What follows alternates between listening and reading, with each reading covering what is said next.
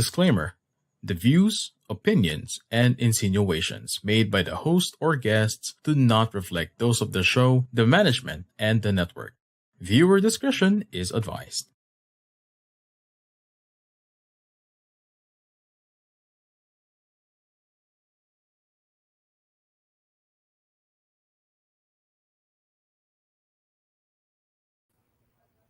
Hello everyone! Magandang hapon po sa inyong lahat.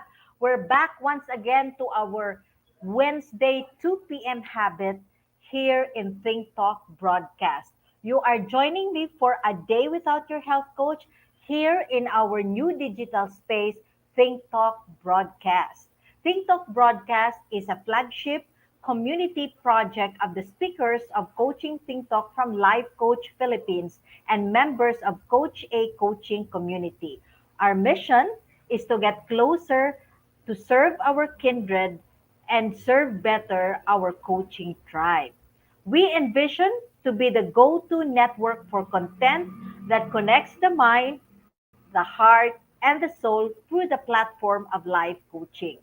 This is us in the Philippines advancing coaching as an art, a science, a lifestyle, and a profession and a business. Your one coaching thought for today is no health journey are the same. Do not compare yourself to others. Seek and do what is best for you. So we'll be back shortly.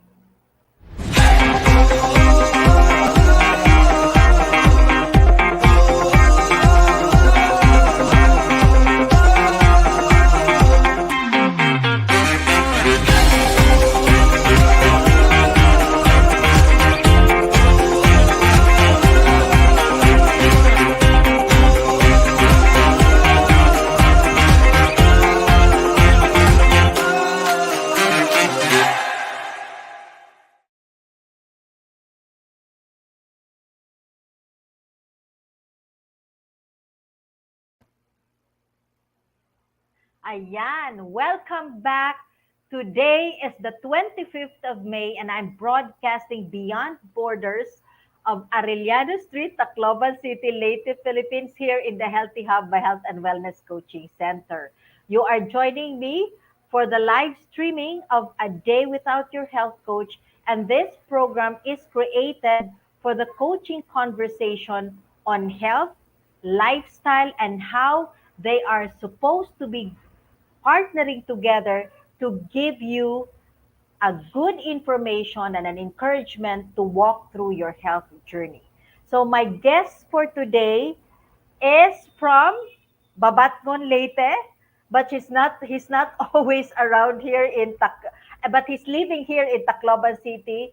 Not really but Tacloban City, but Palo Leyte. No, it's the next place, the next town after Tacloban City.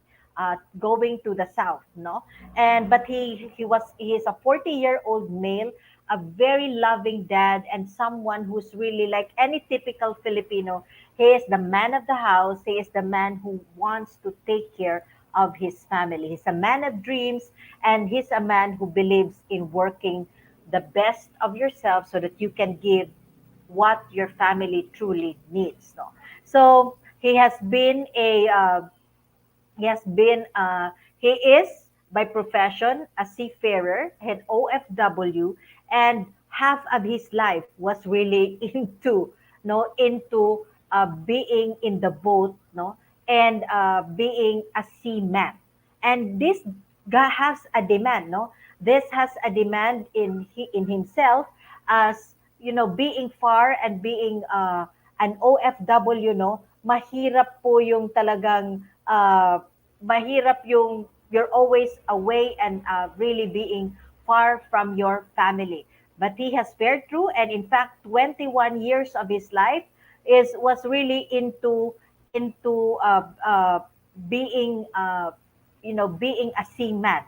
Talagang kalahati no ng buhay niya being 21 years yung kanyang experience dito. So let us call him to our space and let us welcome him into our digital space for his sharing. So, Ralph Alvarez to the spotlight. Hello, Ralph. Hello. Hello. Good afternoon, Coach, and good afternoon, everyone. Thank you for having me. It's an honor and it's a privilege to share my life, my lifestyle, and uh, my dreams also, just to inspire everyone to Yeah, be, if not who am I, but to be a better version of me. Thank you. yeah, Thank you for having yeah. me, Coach.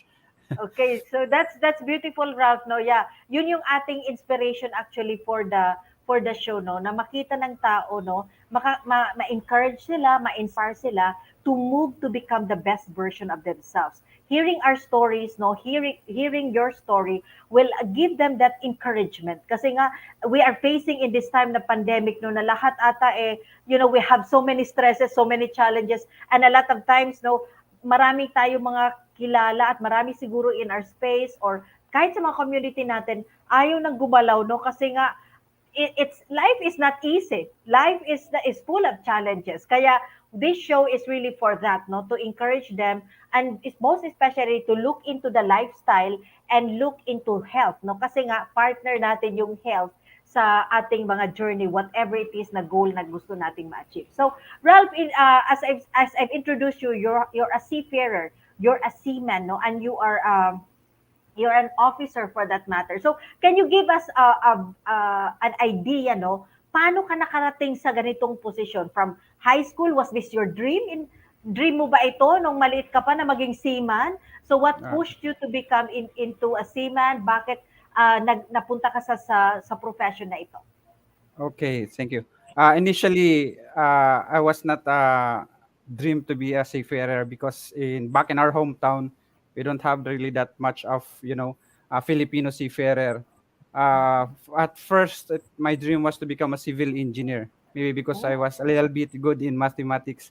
But somehow, in the middle of maybe my journey in life, I decided to pursue with a seafaring profession, mm, thinking that this kind of job will, give me, will broaden my life's journey because with the field of my career, it's not only in a local side but also I can discover the world with while doing my profession. So that's it.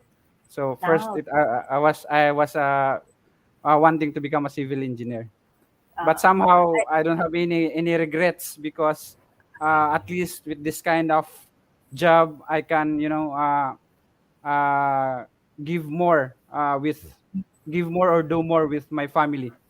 So that's it. uh, Okay, so yeah, yung pagiging engineer, no, nung unang panahon, no, parang lahat 'yan ata ng lalaki parang nakabox yan na kung hindi ka magi-engineer, mag-architect ka o kaya magdodoktor. Parang may mga ganun eh. But engineering was really like very famous nung unang panahon. At saka alam ko 'yun, no, pag matatalino sa math, nalilinya talaga sa engineering. Kaya hindi ko dream talaga Ralph na engineering kasi ako Uh, talaga I'm really poor in math, no? uh, Hindi ko talaga kaibigan yung numbers kaya I've never really thought about this. But okay. yeah, yun, you're able to give to the family and you're able to, sabi mo nga nakita mo marami ding benefit no yung pagiging seaman kasi nga seafarer kasi nga you're thrown into the world. Currently, you are connected with Magsaysay MOL Marine Incorporated. Yes. I Oh, started since then in Magsaysay Moil Marine Incorporated since I was a mm, cadet way back in 2000. mm, Was able to join the Magsaysay family right before my graduation because the Magsaysay was recruiting new or let's say fresh graduating students to be hired as part of their scholarship. So luckily mm, I was one of those cadets who was hired by having interviews and all those hardships, what we call this one as a recruitment, and luckily I was able to be one of them, and up to now I'm still with the company because mm. I can see a brighter future with them, with my half of my life service with them. So Yeah, oo. maybe for as long as they need me, I'll serve them with all my mind, with all my heart, and with all my thoughts. That's all. Yeah. Yeah, so must be a good company, no? Kasi nga tumagal ka dyan, 21 years in service. So, Yeah, yeah. yung route mo? Ano yung route mo, Ralph? Ano yung, like, uh, ano yung, kasi di ba may mga destination yan? Yeah, yeah. What's the dynamic of seafaring? Ano yung nangyayari yun? Yung sakay ka sa Manila, and then, can you walk us through it? Wala akong idea eh. Okay. Okay. Definitely, it is not like a pattern because since we are engaged in worldwide flying internationally, sometimes we embark right here in Manila, sometimes in Batangas, but most of the time, because our home port is in Japan, we normally fly from Manila International Airport to Japan, and it depends also on the port of calls of the vessel because sometimes we don't have that port of destination in Japan. Sometimes we join in America, in Europe, so anywhere else. So we really adjust to that kind of a environment. So ikaw talaga kung saan nila kung Mm, saan ka kung nasaan yung barko probably doon ka ye- pupunta. So they have yes, that, no? They yes, have yes, they yes. We oh. call that one as tramping trade. There is no such thing as fixed voyage destinations. No fixed voyage destination. So Yes, ganun yes, pala yes. yun, no? So you have been in the company for 21 years. Ano yung naging impact niya to you as a person and to you Mhm. as a family man? Ano yung Okay. naging impact? Personally, it is a big impact because it boosts my confidence that I can Mhm. be, I am somebody. I am Yeah, yeah, somebody, yeah, I am somebody that I value my life, that my life yeah. is a gem, something like that. And with my Mm, family, it has really a big impact because if not with this profession, I cannot, give uh, what can I have beyond my dreams because this kind of profession, at least because though we are far from our family, but we are well compensated, meaning we gain more than what we expected, so we can really do more for our family, which is my main goal. Yun, yeah. Yeah, as I've said, no, Ralph is really the goal. Well, like any family man, no, a regular family man, no, yung mga tao, yung mga tatay talaga, no, of the house, no, and even if you're really the eldest in the family, or you're someone who take yourself into a responsibility, kasi nga society natin will always say, no, that yung mga lalaki talaga is the provider, no, so yun talaga. So Ralph is really focused into that, no, na maibigay sa family mo yung sa family niya yung need, no. So let me just ask you before ano yung requirements para makasakay ka? How big is health? How big is the importance of health para makasakay ka sa barko? Well, Nakikita ko kasi yan Ralph diyan I had this experience na mm, parang napakadaming mga seaman in a certain yeah, in that area. I've met a lot of nakapila sila, they're waiting, no? Naghihintay talaga sila, and hindi ko alam hanggang kailan natatapos yung paghihintay, but there are so many of them waiting in there. So ano yung ano yung requirements, paano ka makapunta, and how big is health doon sa uh, requirement? health is a very big factor because before we can join in a vessel or before we sign any contract, we need to first to be physically and mentally fit. Meaning we have that pre-employment medical examination, and it is in a standard way, internationally acclaimed standard way, wherein all parts or let's say all the systems of our body are being examined just to make Mm, sure that we term that one as medically fit before joining the vessel. So health is really a big factor, as I've said. And for mm. us, health is wealth because if though you are, let's say, professionally competent enough, but if your health is not uh, leveling with that, still you are not will not be considered as a competent person. So Uh-huh. health first before anything else. Yeah, okay. So, Mm. I remember nung una, Ralph, no, I've met another seaman na pumunta talaga sa akin, no, nagpatulong siya kasi nga way overweight siya. At Mm. kailangan talaga siyang, like sabi niya, baka hindi daw siya makasakay doon sa barko, no? Yes, yes. So, importante nga naman, no? Because I believe, no, if I am the employer, tapos hindi ko alam na masakitin itong seaman na ito, magiging problema pa ata, no? Lalo Yes. na kasi nandun kayo talaga sa dagat, no, sa laot, no. How how long do you really are how long nasa laot ba, nasa dagat Okay. yung the vessel? Okay. It depends on the port of destinations and the availability of the port. Okay. The as far as I remember, the longest navigation that we had before berthing on a particular port, it will take more than a month. More than a month. So it's very difficult if you have that health problem while having your contract, because unlike here in the land, that anytime we can call a doctor, but for us we don't have that doctor on board, unless otherwise we will be joining on a passenger vessel. But for like me, with the nature of my vessel, which is the cargo vessel, it's very hard. So as part of our profession, we are also trained for having that basic life support, so that Ah, I ourselves also can at least render some assistance before having that professional uh, way of doing the medication. So we can also apply, but only the basic way. But if it is beyond our control, we have mm, that we call that one as a uh, port radio advice, medical advice, yeah, medical radio advice, wherein we can contact even the call. Philippines. We have, yeah, Uh-huh. we can make a call. We have the designated hospital in the Philippines. Then we can also make a call. Or the most uh, the most convenient is to determine which is the closest port for us, so that the medical assistance will be easier compared to let's say back in the Philippines, which is sometimes half the world distance between us.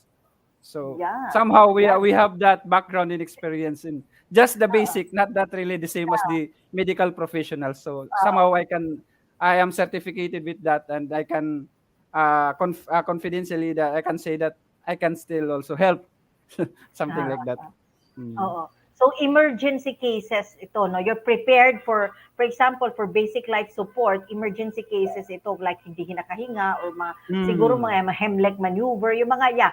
yung mga Yes, basic, yes. no? Yun yung Yes, we tinuturo sa inyo. What yes, yes. was there any worst scenario na nangyari na nasa laot kayo in terms Ye- of may nagkasakit talaga where nagamit ninyo yung mga training nyo?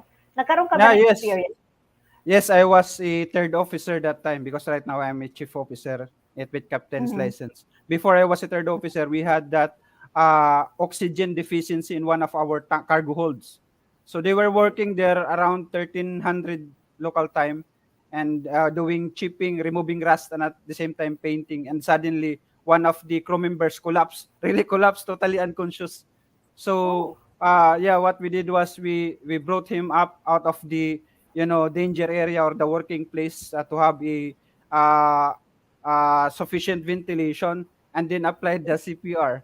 And luckily, we Mhm. were able to survive one person. So I cannot forget that for my entire life, even with my second life also, that we were able to survive with our training. That it really helps. It really helps. So it Yeah. is a matter of knowledge, and at the same time proper timing, Mm, because without it, as far as I mm. know, if within 5 minutes, if there's no oxygen that's coming to our mind, people will Yeah, die. that's So right. we were Yeah. able to survive. So I cannot forget that one. The rest are Uh, so mild, like only wound injuries, pinching on the fingers, and then some minor, more minor. But with that kind of applying CPR, it's somehow difficult, because it is already life and death, between life and death. But I'm proud mm, to say that we are able to survive one. yeah. So So everybody has to be a medic. not Everybody has to be a medic. everybody must have a basic, not really as a medic, but must have a basic knowledge about surviving of a life. But for the on the management level, like me, chief officer and the Mm. master mariner, must have a medical care certificate, meaning more advanced about giving medical support. Okay. So that's good, no? Nakakatulong talaga yan. And in fact, I believe it's mandated. It's mandated by law. I think Yes. every organization dapat may basic life support kahit nasa lupa ka, nasa hangin. I think it's part really of the training, no? So may tanong tayo dito, Ralph, no? May tanong si Coach Tin. What is the worst health issue that seamen usually have? Generally, ano yung parang common sa inyo na sakit? Common is number one is high blood, Oh, yung blood hypertension. pressure, hypertension, mataas, pinaka-common. The next is Mm. diabetic. Next one is Ah, diabetic.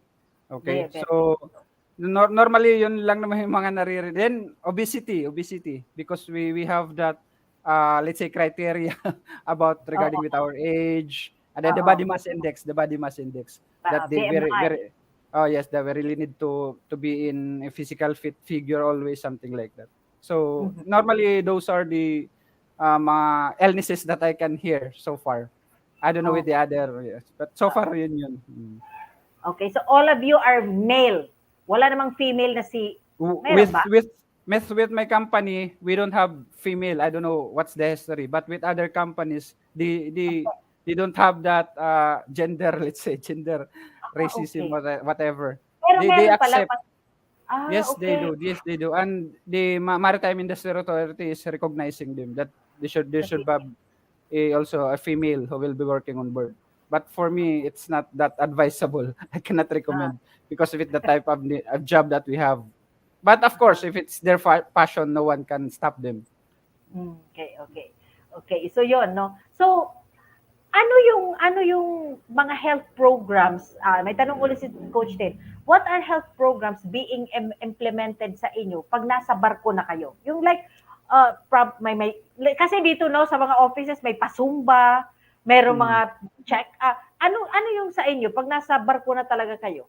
Pag nasa barko, meron kaming yung sa ano yun sa Japanese way of having that everyday exercise. So Mhm. I forgot the term, but we have that one that every day before starting the work, we have that about 5 minutes, 5 minutes of Tai Chi ba? Tai stretching. Chi? Hindi, Uh, hindi. Hindi. I'm not sure. I'm not sure. I forgot. Taiso. So, may stretching. I don't know if it's Taiso. Taiso. I think Taiso. Something like that. Okay. So five Uh-huh. minutes exercise before doing the job, and then so that's it. But right now that we have this COVID issue, we Mm. always have the everyday checking of the body temperature. So Okay. every day. So, yung sinasabi mong program na ginagawa ninyo in the morning before you start the job, it's mandatory for all of you on board. Yes, yes, Lahat yes, kayo. Mm. yes, yes, yes. So, okay. So, good, no? Good to know na meron talaga, mayroong ganyan, no, na activity. Kasi imagine, nasa laot kayo, tapos, yun, wala kayong ginagawa ko. I was thinking, no, ano kayong ginagawa nila sa araw-araw, no, kung nasa laot kayo, kayo ba inahihiga Mm. lang? At, di ba, masakit yung sa ulo? Yung nakikita nyo lang, dagat, eh. Di ba? Yung Uh, kalawakan ng dagat. So, I think it has, mahirap, no? But at least you have uh, some activities that you do. May mga ma- ma- activity kayo. mahirap if it is not your desire. Pero kung ginusto mo, it's not that difficult because every day we have that things to be accomplished that we need to show or to prove that we are doing something else, especially if it is in the line of our duty. So Mhm. depende lang siguro. But for me, it's quite okay.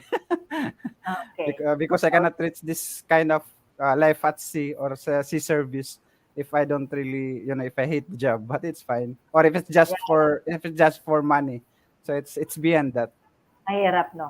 Yeah, Ah, okay. So, it's yeah, it has to really come from passion, no? Especially na it's not an easy to be away from your family and then sabi ko nga ano kaya nangyayari dun sa karagatan yung nakikita mo and like a month or two you're okay lang kung nasa port kasi may makakausap ka but I mean you'll see other things no meron kang nakikita like the city pero kung dagat ng dagat everyday, hindi ko alam anong mangyayari dun, no? But anyway, sabi mo nga, it has to come from passion. No? So, matanong lang kita, because you said you had that program, nag-exercise kayo. But how about doon sa diet? What are your regular meals? Ano yung kinakain nyo? How do you, paano nagiging support siya sa health? Well, sa pagkain naman, yung mga chief cook namin, tini-train din naman sila how to, balance the diet. Kaya lang kung ano yung naka-prepare, wala ka na talagang magagawa kundi kumain. Kasi yun ang nandun eh. Kung wala ka mang choice, di ka man pwedeng pumunta sa ibang restaurants. So, wala kang choice nun kundi kumain. And then, you are working, with all the physical activities. So, kailangan mong kumain.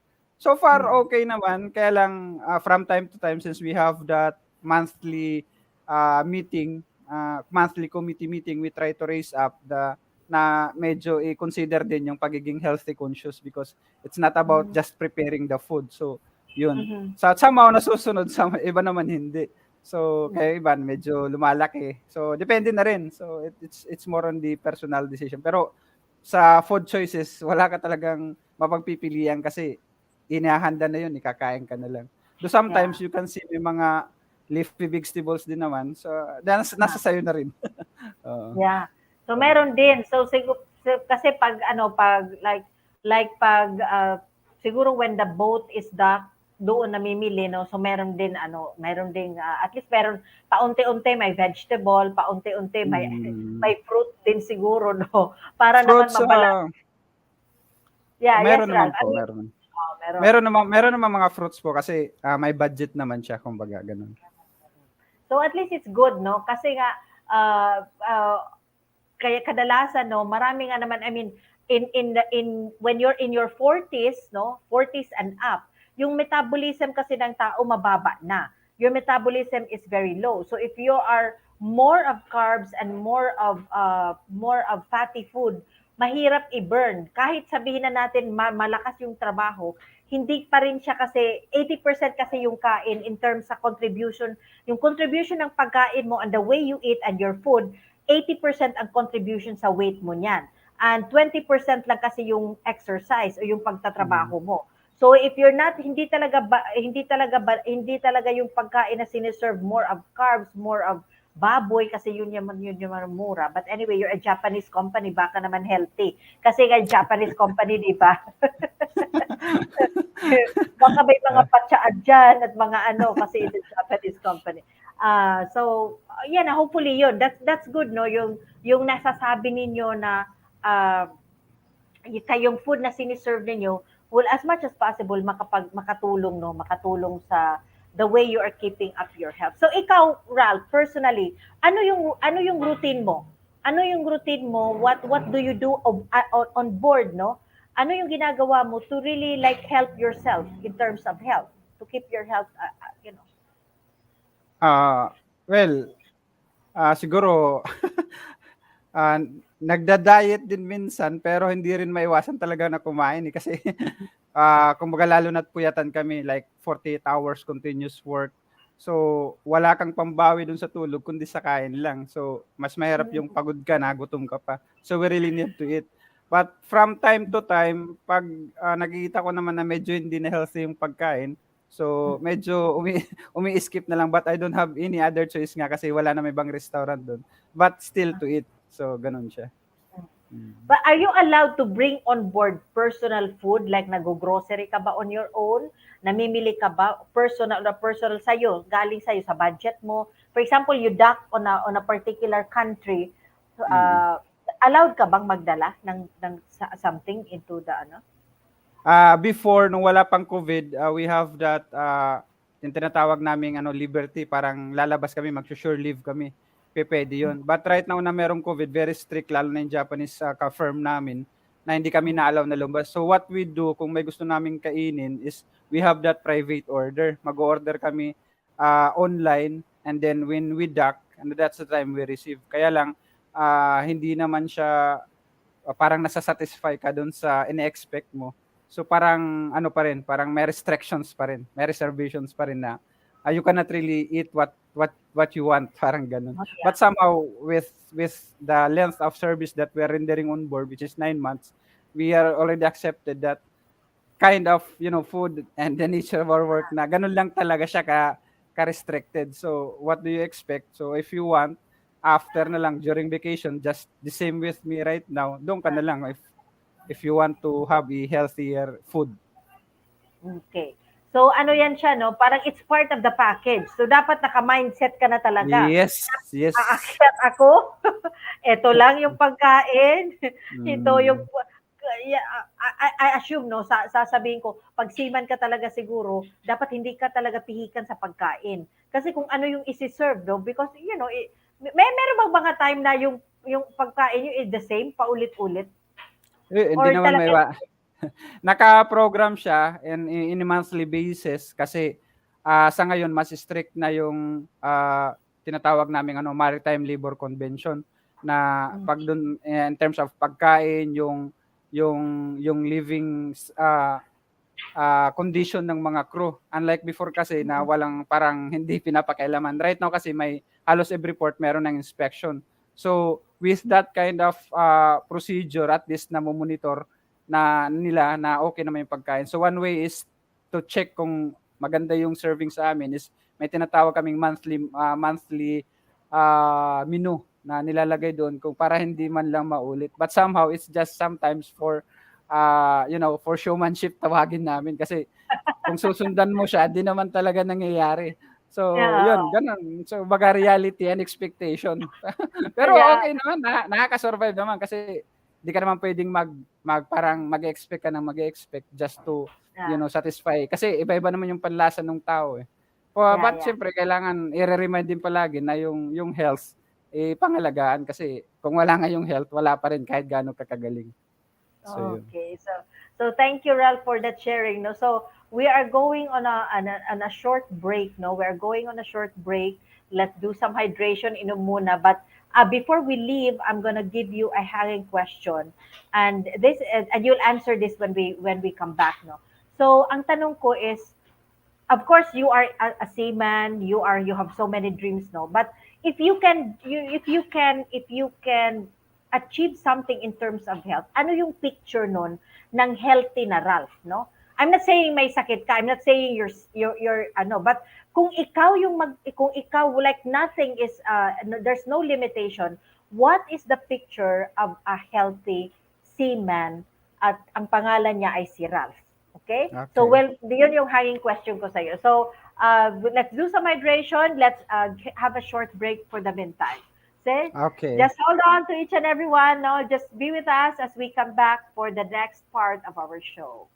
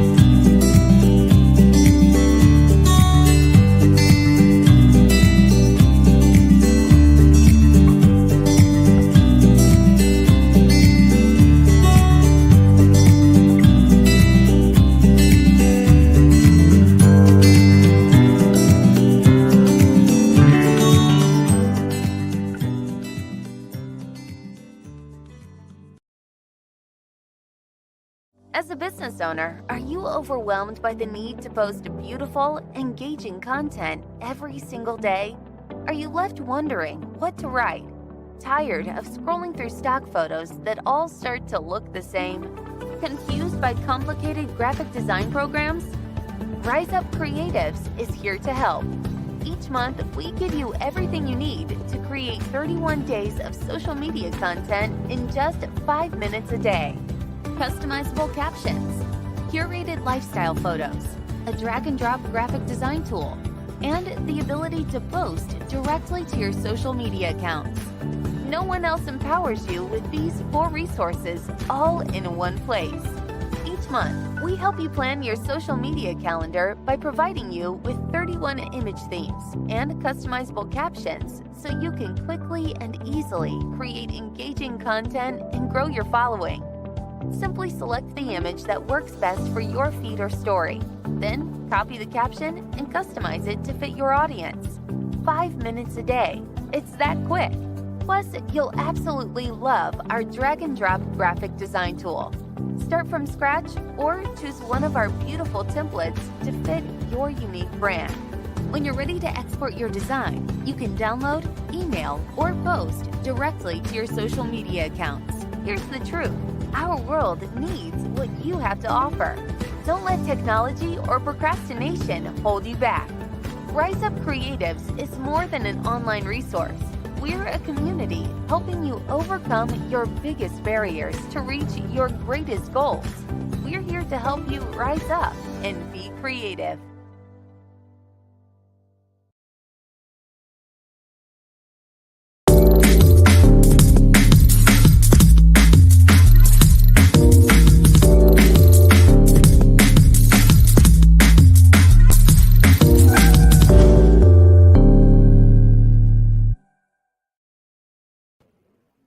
Yes, we are back for the second part of A Day Without Your Health Coach.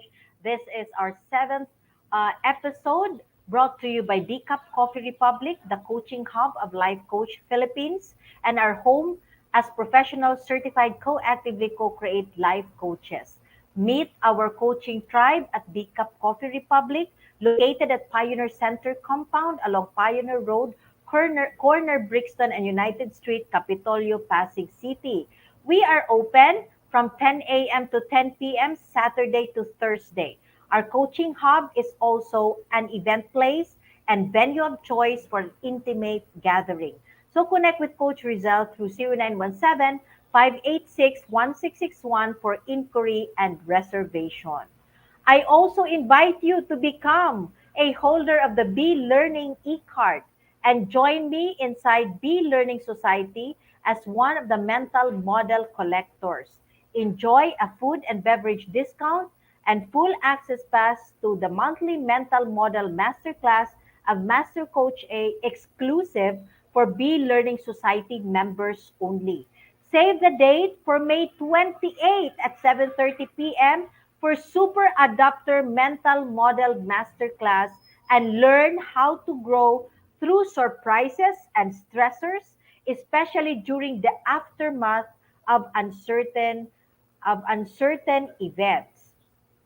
Think Talk broadcast is powered by Rise Up Creatives Worldwide, your social commerce turnkey solution provider in the new digital landscape. Visit www.riseupcreatives.com to learn the benefits of lifetime members like me, which includes the ability to create valuable and engaging social media content with original lifestyle photos in just 5 minutes. Rise up and be creative now. Okay, so we're back, no? So let's call in, no? We are back in A Day Without Your Health Coach. And if you're wondering, no, if you're wondering what is a health coach, well, a health coach is your accountability partner.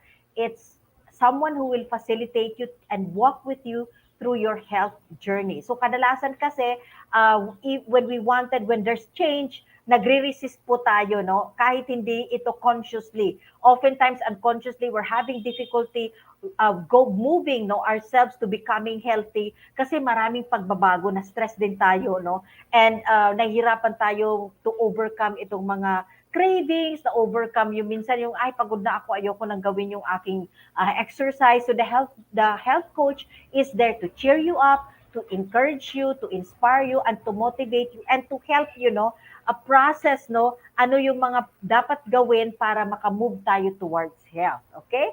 So that's your health coach. So balik na natin si Ralph Alvarez no yung ating guest na isa po siyang seafarer. He's been in the doing in the job for 21 years, more than half no ng kanyang buhay kasi he's only 40 years old. But sabi nga it's passion, it's something that he would want to do for his family.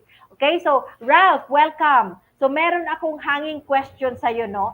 So kung ikaw yung like if you're the one who's going to really make a decision no na i-paint out ano talaga yung health, ano talaga yung picture ng health para kay Ralph no. So what would it be? Siguro slimmer tapos lose weight kasi medyo matimbang na ngayon ng konti.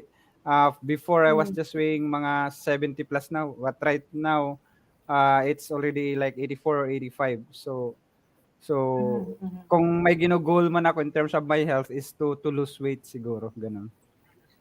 Ano yung ano niya? What ano yung like ano yung disadvantage ng weight mo ngayon? Ano yung nararamdaman mo compared to on ng lighter ka pa? What can you do? Were there things that you were not able to do anymore? Kaya pa naman, kaya lang parang nagwo-worry lang ako because ah, Okay. ngayon kasi parang medyo mataba na siya. First is yung sinusuot, medyo sumisikip na siya. So that's another thing. Of course, magbabago ka sa another expenses. Secondly is, I don't know kung yung mga complications if I'll be gaining more weight.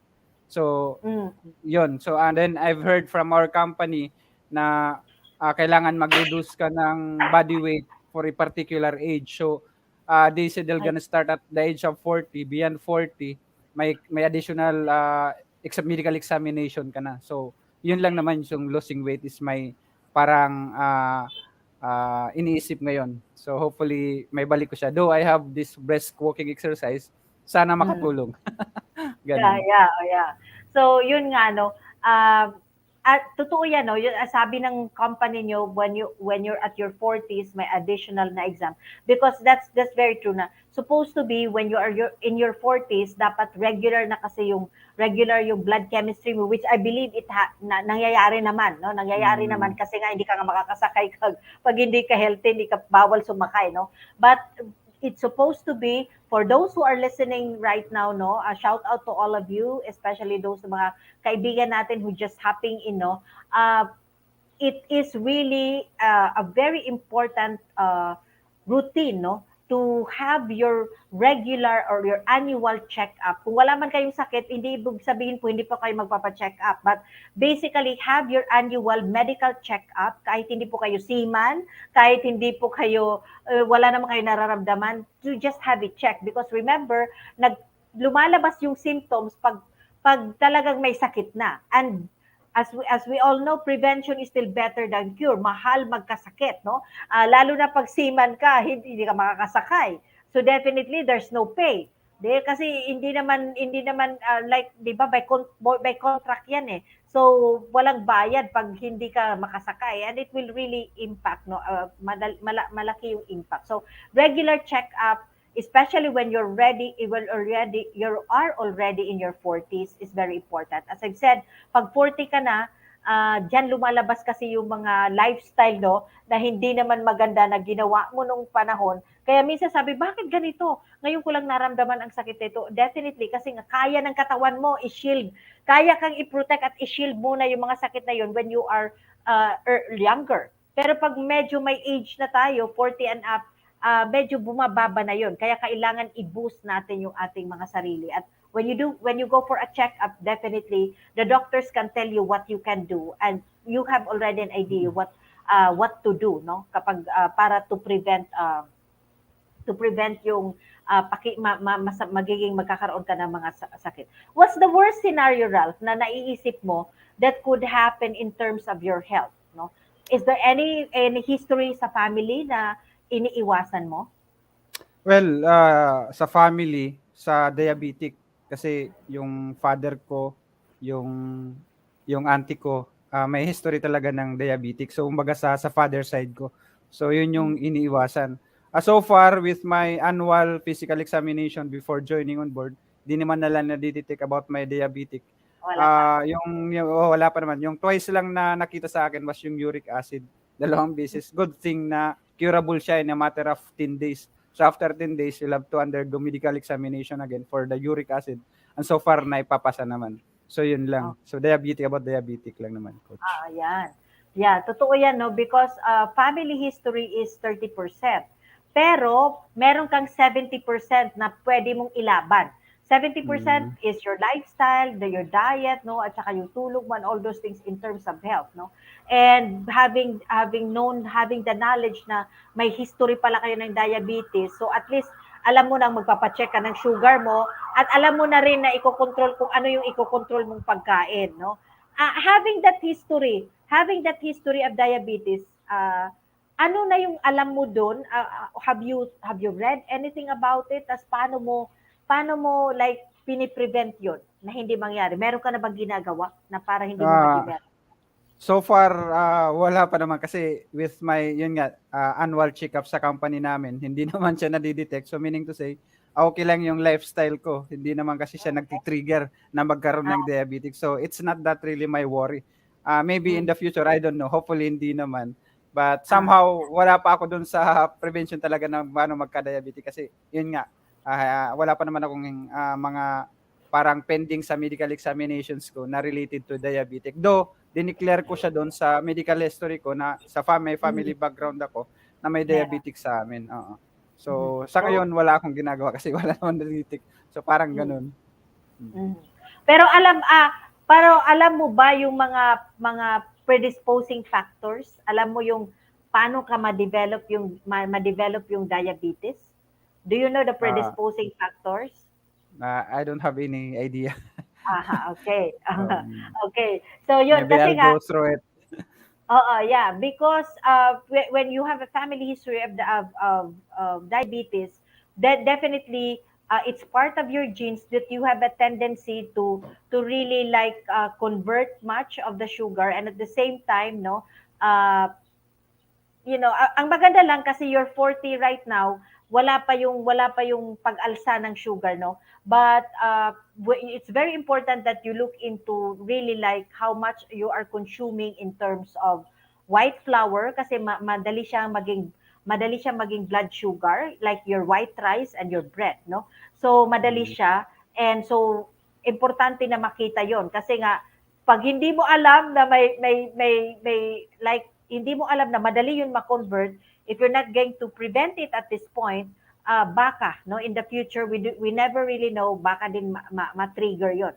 Kasi nga, na part na siya ng history. I've always tell clients, no, na it can really, especially when you grow older. At least ngayon, you're still younger, you can arrest it with the way you look at your food, no? Kasi nga, importante yung mga white flours, yung mga your white rice can, lalo na hindi ka naman siguro malakas no sa kanin kasi yung iba, di ba, yun yung Filipino is really into kanin, Medyo diba? malakas. So yun, paano ka mabubusog? The challenge is paano ka mabubusog ng hindi kanin yung nagpapabusog sa iyo, but rather complex carbohydrates is found in sugar and found in vegetables, at hindi siya madaling ma-process into blood sugar, rather than eating a large number of like isang bandihado ng kanin.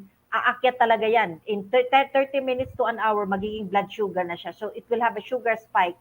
At nagkakaroon tayo ng diabetes kasi pag palaging mataas yung sugar mo, definitely your pancreas will keep on releasing insulin. At dadating yung panahon, mapapagod siya.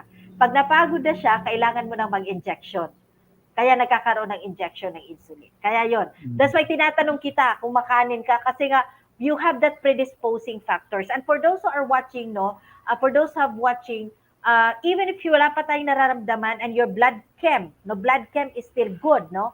You have hypertension, may lahi kayo dyan, at kung ano-anong sakit, you look into, have an awareness, ano yung mga predisposing na para doon mo na i-practice, no? Hindi mo na gawin para hindi umabot doon sa ramdam mo na, saka mo na ikokontrol kasi nga mahirap, no? Mahirap. So, Ralph, I'm pretty sure sabi nga you're a family man and you wanted really to give the best to your family, no? Ano pa yung panaginip mo? What are you still dreaming to do to really give the best that you can? Ano pa yung pinaka gusto mong gusto mong maabot para maibigay mo totally, okay? Okay. Yung gusto mong ibigay sa family mo. Okay, professionally, I want to become a successful master mariner. Right now, I'm chief officer. That's next to being a captain.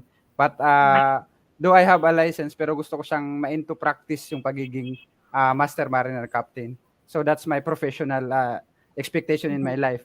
So personally, I want a financial stability kasi what will be my life after my seafaring journey. Paano kung hindi na ako nagbabarko? How can I support my family? So right now I'm, dealing into like business na somehow we can still support with my family kahit hindi na ako nagbabarko. Kasi right now yung pinaka tawag dito, income talaga namin is yung pagbabarko ko. What if hindi na ako magbarko? What will be my life be or what will be my children's life? So yun yung pinaka worry ko. So hopefully I can attain being a successful master mariner and have that financial stability that whether I am working or not, still I can support my family. So that's it, So coach. yeah, oo, totoo, no? Paano kung hindi, kasi nga, ano yan, para ding ano yan eh, like, hindi, like, kung wala ka na sa barko, you're not going to earn, no? Kahit Yes. on vacation, ba paid kayo on vacation? Right now, you're on vacation. Mm, Are you being paid? no, Wala. no, no. So yung buong kontrata, like kung sumakay ka, ilang buwan yung pinaka longest mo na contract that you're on board? More than 11, almost a year. 11 Ano, months. kaya yung first year, first vessel ko, 13 months yun, more than 13 months kasi yung contract ko was 12 months kasi kadete, ang apprenticeship yun. Pero right now, nagna 9 months na ako, more than 9 months something. Pero yung PUA contract namin is 9 months. So na-extend siya, plus or minus kung tawagin namin, depende sa availability ng port, yung tinatawag naming convenient ports. Yun. Okay. So yun, So, no? pero pinaka-longest is more than a year. More than a year. So, Yeah. basically, kung titingnan mo, Ralph, yung negosyo mo talaga dito sa seafarer is yung sarili mo. Di ba? Yes. Kasi nga, kung Yes. hindi ka sasakay, walang bayad. Oh, you're not Wala. going to earn. And you have a Yes. family to take care of, no? Kaya you've Yes. started venturing into the business, no? So, Yes. trying your hands, no, kung saan yung pwedeng negosyo para at least kung hindi ka nasasakay ng barko, meron kang meron kang pagkukunan, no? Yes, correct. How long do you intend? You want to become a captain, no? You a master, ano yun? Master mariner? Master mariner. Tama ba? Yes, yes. Master mariner. And when you're a master mariner, how like kung ngayon in your position right now, how long would it take para maging It master? depends. It depends on the company program because first we need to take the examination under Maritime Industry Authority, and then for the promotion we have that program from the company, and it depends now on how available is the next position is because there's always that competition. So Yeah. I've been working as a chief officer for more than 5 years, which is next to master, and I already have that twice recommendation for promotion. Hopefully that's gonna be a qualification to become a master mariner. But and until now I cannot tell because sometimes it comes as a surprise, and Yeah. so hopefully. But I'm already on that level, humbly speaking. So hopefully I can Okay. be with that because if Yeah. they can, then why can't I? So something like that. Oh yeah. But That's a good. somehow I'm still on the right track to gain But that highest position in the vessel. But that's a good motivation, no? And sabi mo nga, it's already there in the table. You have already expressed. I believe you've expressed to your company that you intend to. So, kung titingnan mo ngayon, no, you're 40. You served already 21 years, no? Kailan magre-retire si Ralph in terms of seafaring? Siguro Do you got a with my time frame, if hopefully at the age of 55, maybe 55. at In the age between of 50 50? to 55. Yeah, 55 will be the most, but I don't know. No one can tell because sometimes the demands, requires you to be on board again. Of course, it is into consideration my health condition, but Okay. with my own time framing, hopefully by at the age of 55 or at least 55, I can somehow be financially stable, something like that. Because Okay. it's just a matter of financial stability of all the Okay. reasons of why I'm Okay. working on board. Taking into, riders na lang yung promotion. Yeah. Yeah. So basically, meron kang may tina-target ka. May picture ka ng financial stability. Pag na-reach yung financial stability, that's the time that you can say, okay, I'm done with seafaring. I'm gonna go home. So yun, Yes. it's not really, well, ma-reach ko yung promotion. It's not really that, no? It's not really that, Uh, but more of you reaching that financial stability, and part of that reaching the financial stability is the promotion. Tama ba yes. ako? Pwede. Tama Correct, ba ako? correct. Oo, Mm. kasama 'yun, eh, kasi 'di ba magi-increase naman. So Yeah, of hopefully course. oo, meron ka. So you are now in waiting. You're now in Yeah. waiting, promotion, and definitely you're looking forward to that financial stability. May I just ask, what do you believe you're missing dahil nagbabarko ka? Ano yung nami-miss out mo in Of terms course, of family relationship? Oo. it's the relationship with my family because it's Mhm. really, a big gap when I'm not with them with their, let's say, the day-to-day development. But Mhm. I have to accept that fact that it's really like that, that I need to delay my gratification for them because somehow after my contract, I can, do beyond if I'm just with them Mhm. every day. Yeah, So something like that. So yeah. just a mind setting. So Okay, yeah. I'm just happy that my wife is fully supporting me and my kids, beyond my expectation with them that they can comply with everything, something like that. Okay, yeah. So, yeah, let me commend all the seafarer and you, Ralph, no, and all the OFW.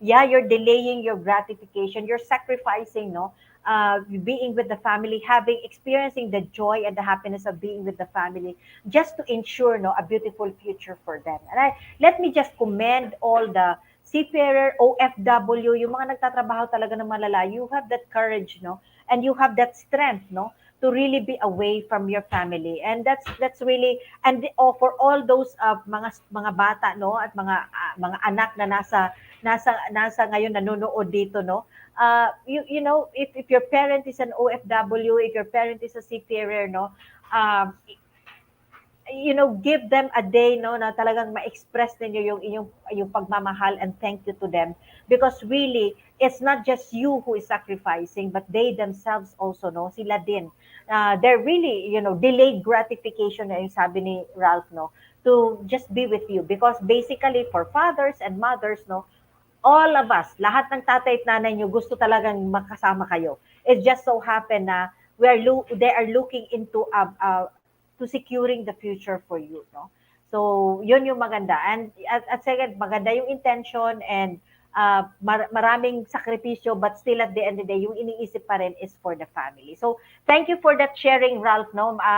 I hope that we're able to encourage a lot of people in our space, and those na makakapanood dito, even on a replay, they will be inspired, and they're going to be able to share this so that they can also inspire other people, no? Doon sa sinasabi mo, no, na talagang for the family, it's very important. So, may hinihintay mo yung promotion, hinihintay mo yung hinihintay mo yung financial stability na yan na gusto mong makuha so that you can already go home. But at the end of the day, no, at the end of the day, sabi ko nga kanina, your business is you. Because kung hindi ka nga sasakay sa barko, uh, you'll not be able to achieve those dreams, no? And as you said kanina earlier, no, in our conversation, sabi mo kanina na health is really important at the start, no, kailangan talaga healthy ka, because sabi mo nga hindi ka makakasakay kung hindi ka healthy. So knowing that your family, you have a family history of diabetes, having experience yung mga nagkakasakit din on board, you're able to do something, no, yung mga life support um, training mo, nagamit mo dun yun sa iyong mga katrabaho. You had that experience of a life saving experience, no, sa isang katrabaho mo. Having all those, no, ano yung pwede mong gawin? What are you still willing to do to really take care of your health?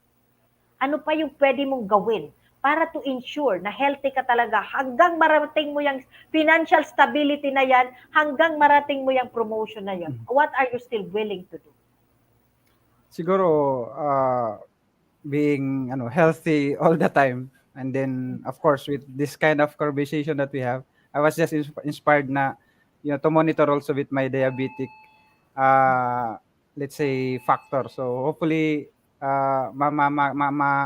ma-monitor ko siya ng maigi, and then if I can encourage people, ako rin na-encourage na, to be a better version of me in a healthy way. So Yeah. that's it. Okay. So yun, willing ka talaga to take that, no, to take note, to monitor, no, kasi nga in terms of para hindi ma-develop yung diabetes. Kasi marami pang dreams, marami pang gustong marating, no? And I know you're a hardworking man. Arlene is Ralph wife, no? And I know that you have this passion for your children and your family. And when we had that quick conversation nung pumunta ka dito sa hub, sinabi mo na you're trying yourself in a real estate and all those things para to ensure talaga. So I want to commend you for being that, for being such a mindful person na in your heart talaga nakalagay doon yung pamilya mo.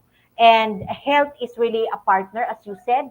And kahit anong gawin natin, kahit kaano kadami yung pera, hindi naman natin gugustuhin na lahat yun mapunta doon sa hospital. No? Dahil nga, pagbaba mo at 55, you're going to be happy to do the things that you want to do, yung mga nakaplano na. Because I know you have plans in your, may picture ka na niyan eh, pagbaba ko at 55, kung 55 man, no, I'm gonna be doing all these things because in place na. Alam ko you're starting to put that in place, no? But if hindi nga natin partner yung health, as sabi mo nga, it is very important, wala ding mangyayari doon sa ating mga dreams. Kasi nga, health is a very important partner in achieving our dreams and aspirations in life.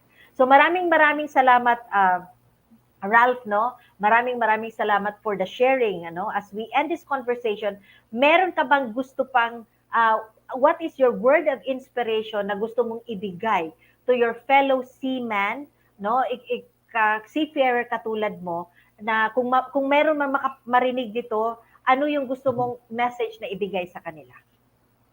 Well, number one is health is wealth. So, ingatan natin yung sarili natin kasi kung tayong mga pare-parehas na seaman, alam natin kung gaano yung kaimportante.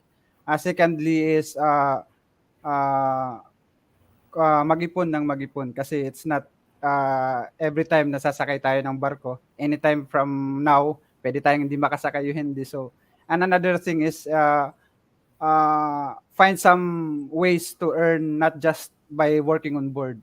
So, have some business na makikita natin na pwedeng makatulong sa atin, though kahit hindi na tayo sumasakay. And then, lastly, the very first thing is value our family. So, yun lang. Yeah. So thank you so much, Ralph, no, for that wonderful sharing. Yeah. When we value our family, definitely you will do your very best to take care of yourself and to do something, no, for them. So kaya nga sabi ni Ralph kanina, mag-ipon. Kasi yun ang struggle kasi. Pag bumababa, may pera. Pag alis, wala na. No? Kasi nga, happy-happy tayo. Kaya yun yung nangyayari. Happy-happy. Pag akyat ng barko, wala na. Minsan, wala nang pamasahe papuntang Manila. Ano? And all those things. No? So, when you take care of ourselves, and one of those is taking care of our health, which is very foremost our partner in achieving all that we are aspiring in life. And if you value your family, definitely you will take care of your health.